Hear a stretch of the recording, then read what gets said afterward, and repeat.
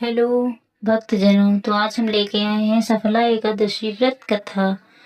भगवान श्री कृष्ण बोले, पौष मास के कृष्ण पक्ष में आने वाले इस एकादशी को सफला एकादशी कहा जाता है। इस एकादशी के देवता श्री नारायण है। विधि पूर्वक इस व्रत को करना चाहिए। जिस प्रकार नागों में शेष नाग, पक्षियों में गरुड़, सब ग्रहों में चंद्रमा, यज्ञों में अश्वमेध और देवताओं में भगवान विष्णु श्रेष्ठ है, उसी तरह सब व्रतों में एकादशी का व्रत श्रेष्ठ है। जो मनुष्य सदैव एकादशी का व्रत करते हैं वे मुझे परम प्रिय है। इसका महात्म मैं तुमसे कहता हूँ, ध्यान पूर्वक सुनो।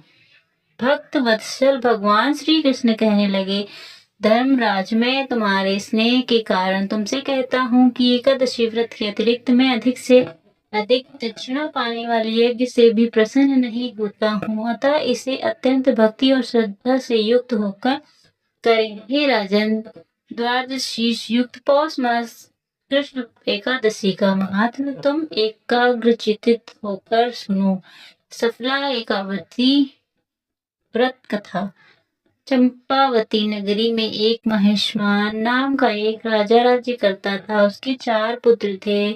उन सब में लुम्पक नाम वाला बड़ा पुत्र राजपुत्र महापापी था। वह पापी सदा पर स्त्री, वैश्यगमन तथा दूसरे बुरे कामों में अपने पिता का धन नष्ट किया करता था। सदैव ही देवता, ब्राह्मण, वैष्णव की निंदा किया करता था। जब राजा को अपने बड़े पुत्र के ऐसे कर्मों का पता चला तो उन्होंने उसे अपने राज्य से निकाल दिया। तब वह विचारने लगा कि कहाँ जाऊं, क्या करूं। अंत में उसने चोरी करने का निश्चय किया। एक दिन में वह वन में रहता और रात्रि को अपने पिता की नगरी में चोरी करता तथा प्रजा को तंग करने और उन्हें मारने की कुकर्म करता। कुछ समय पश्चात सारी नगरी भयभीत हो गई। वह वन में रहकर पशु आदि को मारकर खाने लगा। नागरिक और राज्य के कर्मचारी उसे पकड़ लेते, किंतु राजा के भय से छोड़ देते। वन में अति प्राचीन विशाल पीपल का वृक्ष था।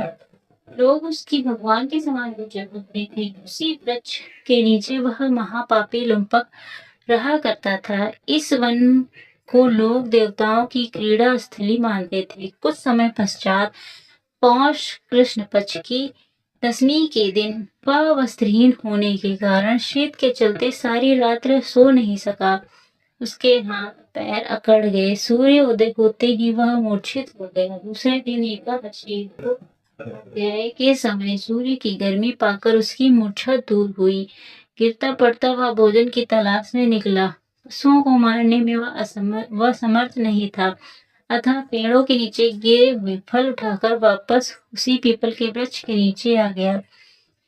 उस समय तक भगवान सूर्य अस्त हो चुके थे। वृक्ष के नीचे फल खाकर कहने लगा, हे भगवान, अब आपके ही अर्पण है ये फल, आपके ही तृप्त हो जाइए। उस रात्रि को दुख के कारण रात्रि को भी नींद नहीं आई।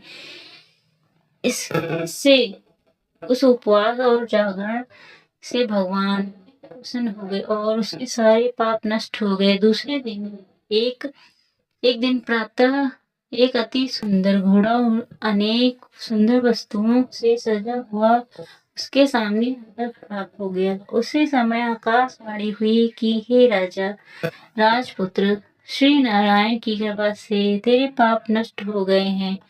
अब तू अपने पिता के पास जाकर राज्य प्राप्त कर।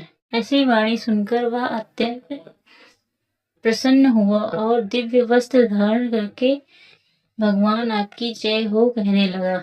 तो अगर आपको ये कहानी अच्छी लगी तो मेरे चैनल को लाइक, शेयर, सब्सक्राइब जरूर करिएगा। धन्यवाद।